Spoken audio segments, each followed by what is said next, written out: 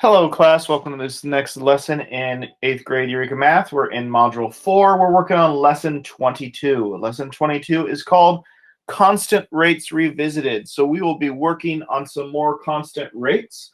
We'll also be practicing our skills of writing and graphing equations. So this is kind of a summary lesson for everything we've been doing in Module 4 so far. So if you've been keeping on track with me, you should not have any problems on this. There might be some things today you need a reminder about how to do, but that's what I'm here for. I'm here to help you out. So let's start talking about the lesson. As always, remember this is a video lesson, so you are in control of the speed. If you want to go a little bit faster, you can. If you need to pause the video to catch up on your notes, that is no problem. If you need to go back, rewind, and rewatch anything, you should also absolutely do that. So make sure you have all your supplies with you, especially pages 267 through 279 of your Module 4 workbooks. Make sure you have your note pages. Make sure you're pausing when you need to catch up on your notes. Make sure you're doing what you have to do to succeed. Now, let's talk about our vocabulary. We have 3 vocabulary terms today: constant rate, proportion, and linear equation. Terms we've seen before. Constant rate is the speed at which something is done consistently. So it's the speed something is done, and the speed is consistent. The speed does not change. That's why it's called constant. Some things are done at rates. You can drive at miles per hour. That's a rate. You can type words per minute. That's a rate. So constant rate is the speed something is done, and it's consistent. It's constant. It does not change. To find constant rate, you do the amount divided by time. The amount divided by time is the expression for constant rate. Constant rate also happens to be the slope of a linear equation. Constant rate is the slope. Slope is the same as rate. It's the rate of change. It's how things change. So slope shows us how things change. Constant rate tells us how things change. So you're going to see in today's lesson that constant rate and slope, that rate and slope are the same. Our next term is proportion. We saw this in the early parts of Module 4. 2 fractions that are equal to each other. And if you remember the first parts of Module 4, we used proportions to write equations. And we're going to do that again today. We're going to get what we know, make it equal to what we want to know, and then use the multiplication property of equality to change that into a linear equation. So what we know equals what we want to know. The fraction we know equals the fraction we want to know, and then we simplify it to a linear equation. We're going to be doing that today. So you're going to see proportions again. Finally, our last word, just as a reminder, is linear equation. It's a representation of a relationship. So a linear equation shows a relationship. It could show how many square feet you paint. It could show how much money you save, but it just shows a relationship. And a linear equation uses variables x and y. So you're going to see constant rates. We're going to use proportions, and we're going to use proportions to make linear equations.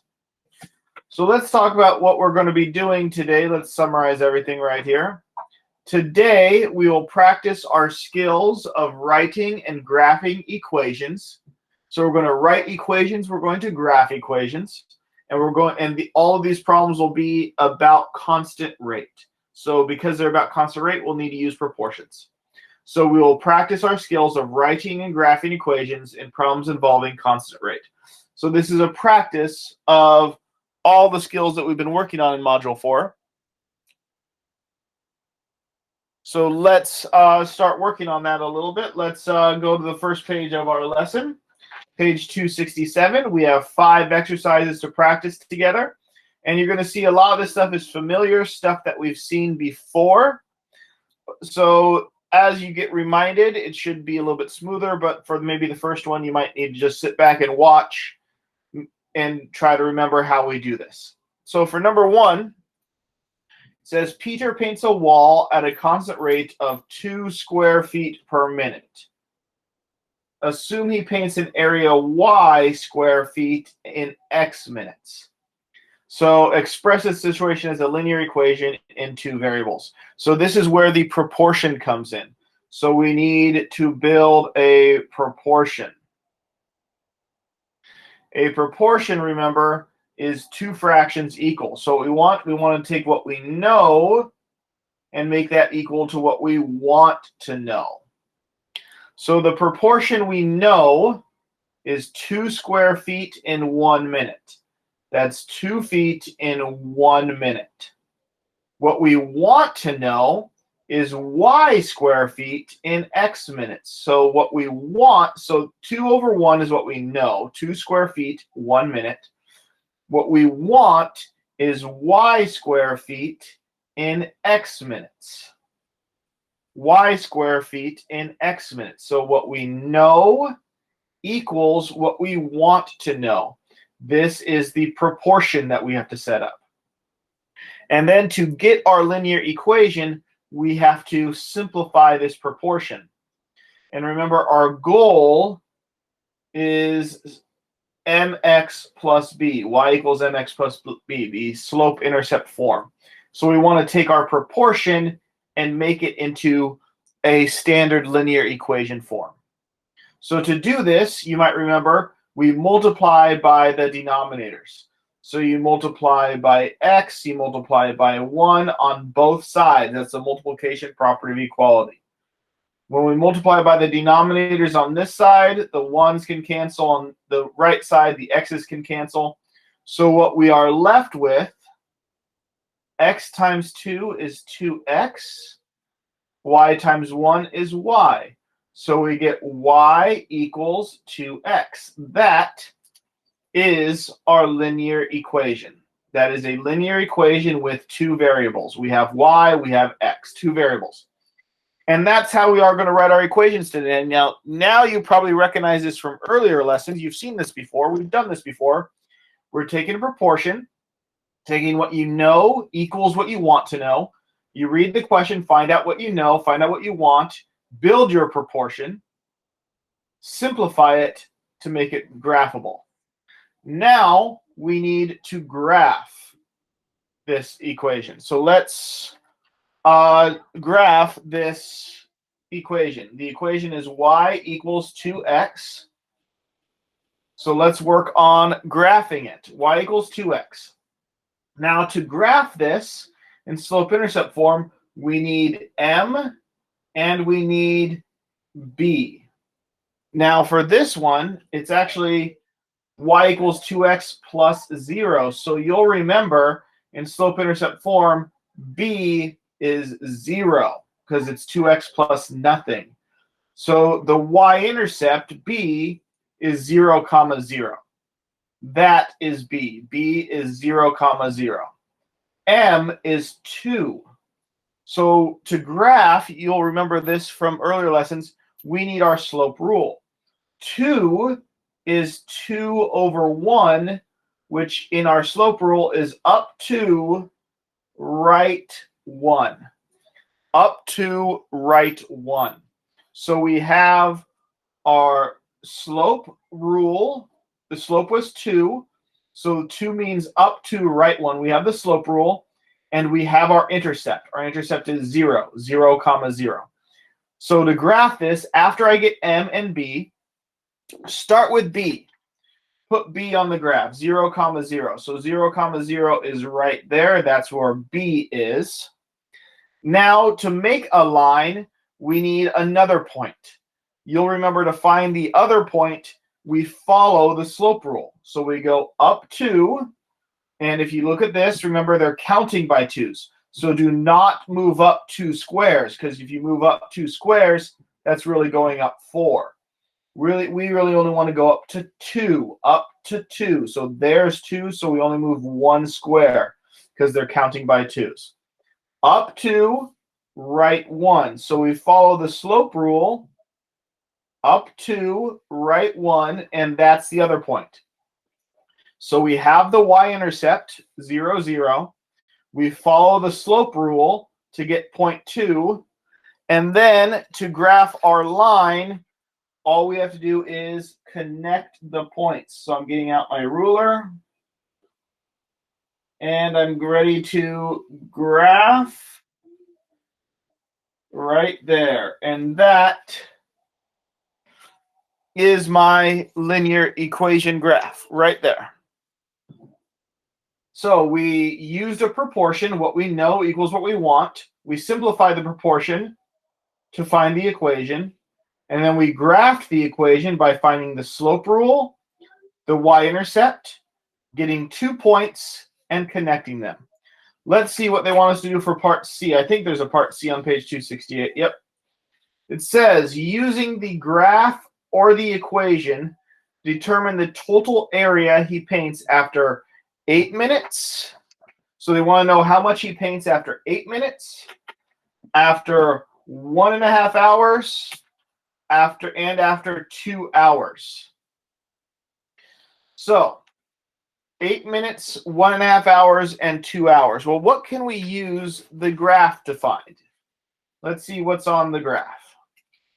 Well, the graph only goes up to 8 minutes. So it's going to be very hard to do 1.5 hours, which 1.5 hours is 90 minutes, and 2 hours is 120 minutes. Our graph is not big enough to do anything in hours, but we can find 8 minutes. So what we do is we look at 8 minutes on the graph, 8 minutes on the x-axis, and where does it hit the graph? Well, it hits the graph right here. So in 8 minutes, where is the graph on these square feet? Well, 8 minutes, the graph is here, so we go over to see how many square feet he has. Here's the 8-minute line. We go over, and it looks like in 8 minutes, he paints 16 square feet. In 8 minutes, he paints 16 square feet. So that was easy. For this one, I could do in 8 minutes, he paints 16 square feet. That was super useful. The graph helped me out with that perfectly. But for 1.5 hours, I cannot use the graph for that one because the graph does not go up to 1.5 hours. So for 1.5 hours, that is 1 hour, 60 minutes. Half an hour is 30 minutes. So that's 90 minutes. 2 hours is 120 minutes. My graph's not that big, so I'm going to have to use the equation. So for this one, remember time. Time in our equation, remember, was x minutes. So we're going to use our equation and say x minutes. So our equation, well, our x is going to be for 1.5 hours. X is going to be 90 for 90 minutes. And our equation is y equals 2x. So we say y equals 2 times 90. So when x is 90, y is 180. So we say he can do 180 feet squared in 90 minutes. That's that answer, 180 feet squared in 90 minutes. We had to use the equation because our graph is not big enough. We also have to use our equation for the 2 hours because 120, it also does not fit on the graph.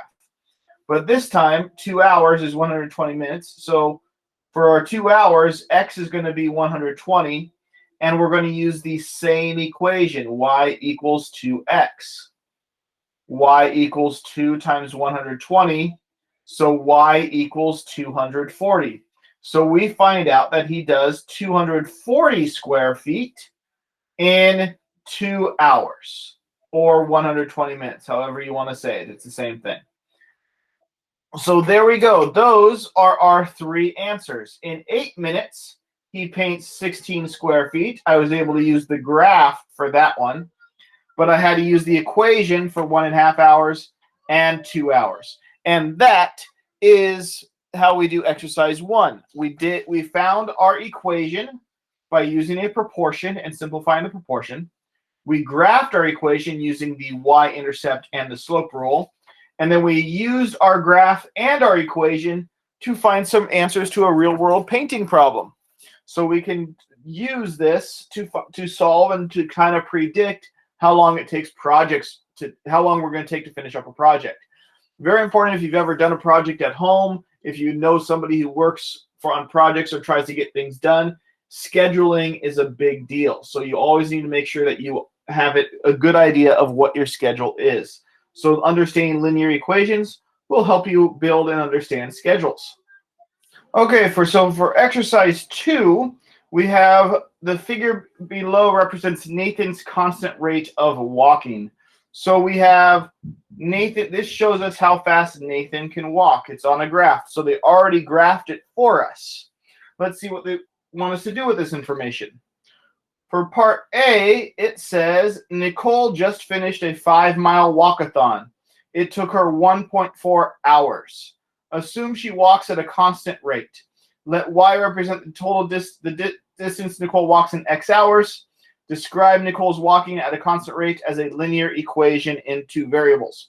So we need to change Nicole's walking into a linear equation. So again, we're going to use a proportion. Now this is probably going to be, Nicole's walking is probably going to get connected to Nathan's walking at some point.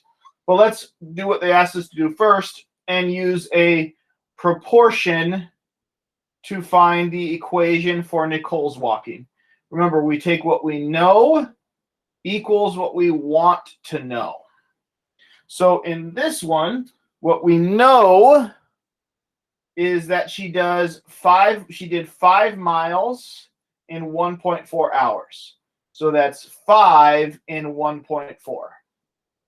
And we want to put that equal to what we want to know. So that has to equal y distance in x hours, y equal over x. So what we know equals what we want to know.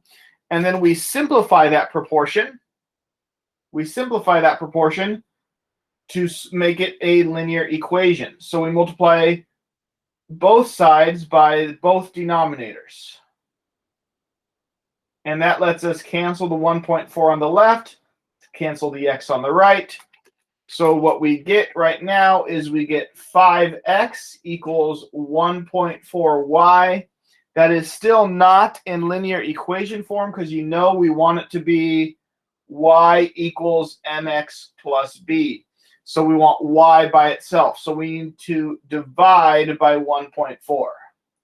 Both sides divided by 1.4. That gives us 1.4y divided by 1.4 is just y. Then we, oh, I'm sorry, not 5 divided by 5, 5 divided by 1.4. My mistake. So then we need to do 5 divided by 1.4, which you might want to bust out your calculator for this unless you can do it in your head. If you can do it in your head, awesome. But 5 divided by 1.4 works out to be something like that. So let's change it into a fraction. Let's do 5 divided by 1.4. Do we want to keep it the decimal? Let me check and let me think about it for a second. Let me think if I want to keep it a decimal or if I want it to be a fraction answer. Let's just do a fraction. So we're going to do 5 divided by 1.4. 1.4 is 14/10. So let me show you how to do this. 5 divided by 1.4. Which is 5 divided by, and I'm just going to say 14/10 because 14 in the tenths place, which changes to 5 over 1 divided by, I'm going to simplify 14/10 to 7/5 because I can take out 2 from 14 and 2 from 10 to get 7/5. That gives me 5 over 1 times 5 over 7 because when we divide fractions, we invert and multiply. So 5 divided by 1/4 is 5 times 5 and divided by 1 times 7. So it's going to be 5 times 5 is 25. 1 times 7 is 7. So we get 25/7 x. That was probably a little bit more complicated than it should have been. But that's the precise answer. Instead of having to round a decimal, we could just do a precise fraction. 5 divided by 1.4 is 25/7. And this is the math right here. You change the 1.4 to a fraction, and then you use your dividing fraction skills to get 25/7. So now we have the equation for Nicole's walking. That's the equation for Nicole's walking. And we have the graph of Nathan's walking. Let's see what they want us to do in part B. Who walks at a greater speed? Explain. Okay, so now we need to see who walks faster. There's a couple different ways to do this. But you see right here, we have Nicole's equation and Nathan's graph. What we need to do is we probably need to combine them somehow. We either need 2 equations or we need 2 graphs. 2 equations or 2 graphs. So let's change Nathan's walking into an equation. Let's change Nathan's walking into an equation to figure out who walks faster. Well, let's see. To make an equation, we need to know M and we need to know B for Nathan. B right here is 0, 0. So his B is 0. So B is 0 because that's the y-intercept. What's the slope rule? Well, let's find another point. Well, that's an easy one right there. How do we get there following the slope rule? Well, we go up. We're counting by 2s. So 2, 4. We go up 4. And we go right 1. So we went up 4, right 1. Which means the slope is 4 over 1, which means the slope is 4.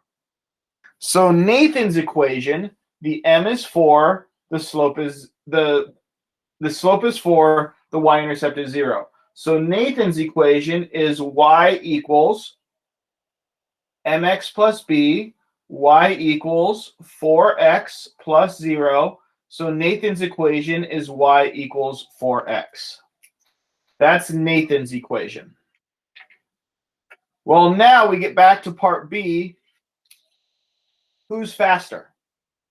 Nathan is y equals 4x. Nicole is y equals 25/7x. So who walks at a greater speed? Nathan is y equals 4x. Like I said, I'm just writing it again so that I can see. Nicole is y equals 25/7x. Well, who's faster? Who walks at a greater speed? Well, remember back in the notes, I told you that constant rate is the slope. Constant rate is the speed. It's in your notes. It's right here. Constant rate is speed and constant rate is slope.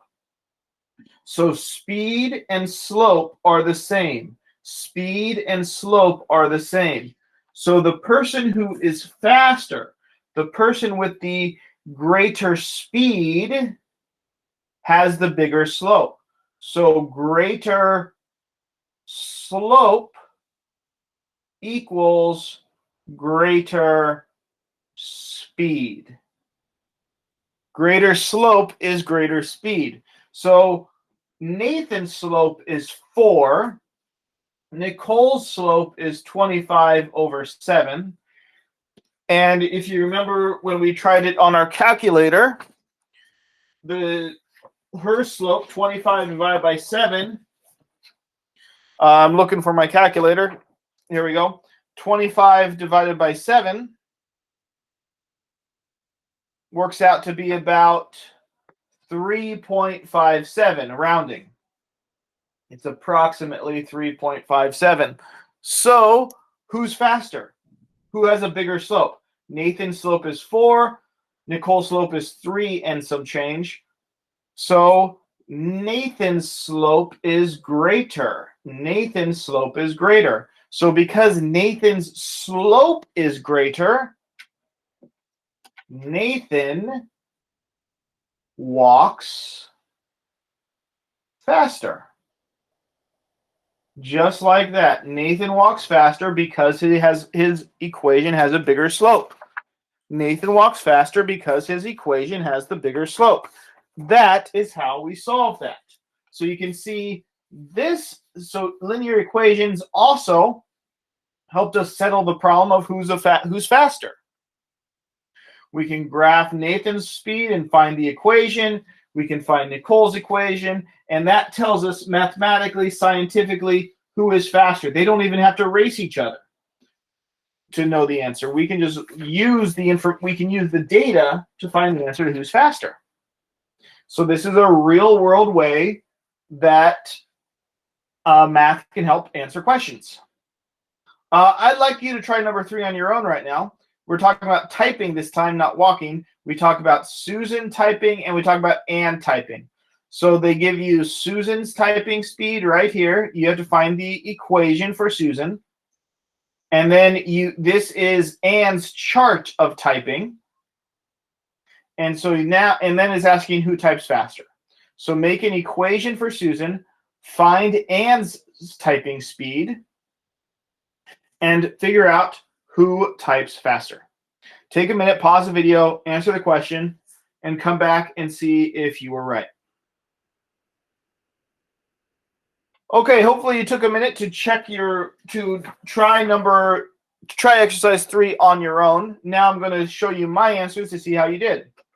So number 3 says Susan can type 4 pages in 10 minutes. Assume she types at a constant rate. So there's the constant rate. Write the linear equation. So we're going to use a proportion again. What we know equals what we want to know. So we know she does 4 pages in 10 minutes. We want to know Y pages in X minutes. So again, we're going to solve our proportion using the multiplication property of equality. Multiply both sides by both denominators. So we cancel the 10 on the left and the X on the right. And we get 4X equals 10Y. But we really want to isolate the Y, so we need to divide by 10 to get it in to find slope-intercept form. So when we divide by 10, 10Y divided by 10 is just Y. And then we get 4 divided by 10, which is 4/10. We can just leave it as a fraction if you want, or you can change it into a decimal. There's a few options here. You can say Y equals 4/10 X, that's in decimal form. Or you can simplify the fraction because 4/10 simplifies to 2/5. So we get Y equals 0.4X or Y equals 2.2/5 X. Both of those are the same thing. One is in decimal form, one is in fraction form. Okay, so that's Susan's. You should have got one of these for Susan's equation. For part B, you need to find Anne's information. Now, she does go at a constant rate, so that's good to know. But how are you going to find her slope for this? Because remember, it's all about slope. Greater slope means greater speed. Right here, greater slope means greater speed. So we know Anne's slope. We know Susan's slope. Susan's slope is 2/5 or 0.4. What's Anne's slope? What's Anne's slope? Well, to do this, we don't need the whole table. We can just use a piece of it. We can just use this row right here. Because, again, we're going to use a proportion. What we know equal to what we want to know. We know that she does 2 pages in 3 minutes. To make her equation, to find Anne's equation, we want to know Y pages in X minutes. So what we do, this is our proportion. 2/3, which we got from the table, equals what we want to know. And again, to change this, we multiply both sides by both denominators, so we can cancel the 3 on the left and the X on the right. And we get 2X equals 3Y.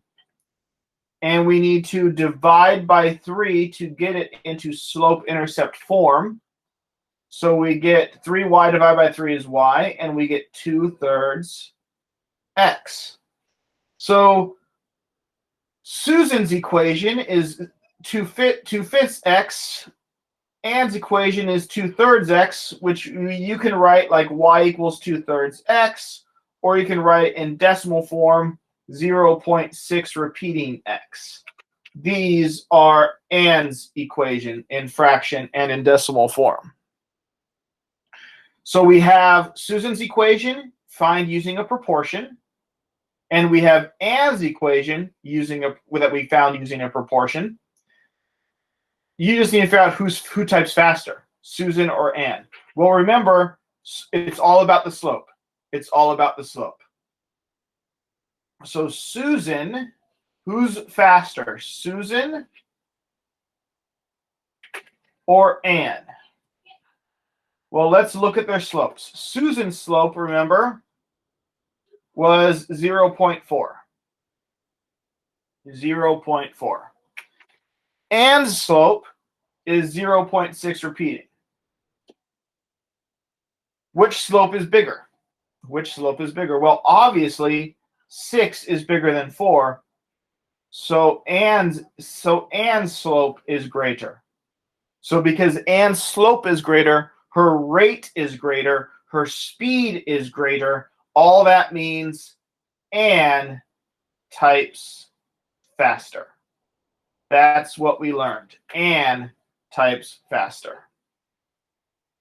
So now they don't have to have a typing contest. They just use their data, and we know who types faster. Hopefully you got that answer. Hopefully you found both slopes. You found Susan's equation. You found Ann's equation. You found the slopes. You compared the slopes, and you found out that Ann types faster. Let's do number 4, talking about building birdhouses. So we have Phil building 3 birdhouses in 5 days. And then again, it says constant rate. He builds at a constant rate, okay? Write the linear equation that represents this situation. So again, we're going to use a proportion because when we have constant rates, we need to use proportions, which is what we know equal to what we want to know. So we know he does 3, remember time goes in the denominator, 3 birdhouses in 5 days. We want to know y birdhouses in x days. So to solve the proportion, remember again, we multiply both sides by both denominators. Let's just cancel the 5 on the left and the x on the right. We get 3x equals 5y. And again, we want to get y by itself, so we're going to divide by 5. So we end up getting 3/5 x equals y. So that is Phil's equation. Y equals 3/5 x. That's the equation for how fast Phil can build birdhouses. Let's see who they're going to want us to compare them to, because I'm guessing there's going to be some kind of comparison. Here we go. We got Carl. Carl has a graph of him building birdhouses. Who builds birdhouses faster? Well, is it going to be Phil or is it going to be Carl? Well, let's do something a little bit different right here. We've been looking at comparing slopes in equations. Let's do number 4 by looking at their graphs. So we have Carl's graph. Let's put Phil's graph on the line. Let's put Phil's graph on the coordinate plane. So Phil, his equation was y equals 3/5 x. Let's graph that so we can see how their graphs are different. Now to graph this, we need B and we need M to make a graph for Phil. Well, B, right here, there's nothing for B. So B is 0. So the y-intercept is 0, 0 for Phil, because he builds 0 birdhouses in 0 days. Now, what is Phil's slope rule? Phil's slope rule is, his slope is 3/5, because that's M, which means his slope rule is up 3, right 5. So let's follow Phil's slope rule. Up 3, right 5, and this is the second point. So we have Phil's starting point, the y-intercept. We have Phil's after we follow the slope rule. Let's connect those points to find Phil's graph.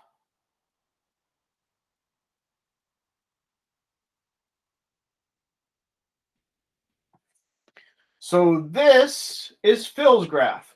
So here's Phil, and here is Carl. Now looking at the graphs, who builds birdhouses faster? Well, obviously you can see right here, Carl's line goes up higher. So Carl builds faster. Carl builds faster because the slope of his line is greater. And that's your answer. So that's another way to solve these problems. In like exercise 3, we looked at the slopes in Susan and Anne's equations. We made equations and we looked at the slopes in the equations. For exercise 4, what we did is we graphed the equations and we looked at the graphs. So that's 2 ways you can solve these questions. You can look at the equations in the slopes, or you can look at the slopes on the graphs. Both ways you're looking at slope. You look at the slope in the equation, or you look at the slope in the graph, and that's where your answer is. So number 5, explain your general strategy for comparing proportional relationships. How do we compare proportional relationships? Explain it. Basically, we compare slopes. When we compare relationships, we're comparing slopes. You can compare slopes in equations, or you can compare slopes on graphs. But whatever you're doing, you are comparing slopes. That's the work for today. That's what you're doing. You're building proportions. You're finding equations. You're graphing, and you're comparing slopes to make decisions about who's faster. Let's look at the rest of the work for today. That is the work that we're doing together. Let's look at what you're doing independently for the rest of the day. There is the lesson summary on page 271 if you need a reminder about what we did. Page 273 is the exit ticket. Let's slide that to the back and talk about that last. The next couple pages are your homework helper if you need another example about what to do and how to do it. They give you a question, they give you the answer, and they give you the thinking. Very valuable.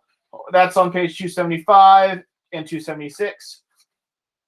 Your problem set is on page 277, starts on page 277.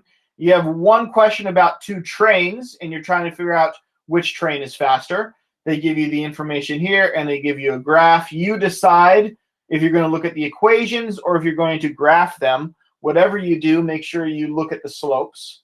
For number 2, you have Natalie and Stephen painting.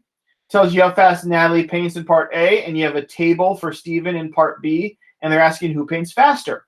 So you're going to have to look at the slope again. Now, they don't have graphs on here, so what I would say is I would write an equation for part A, write an equation for part B, and then look at the slopes in the equations.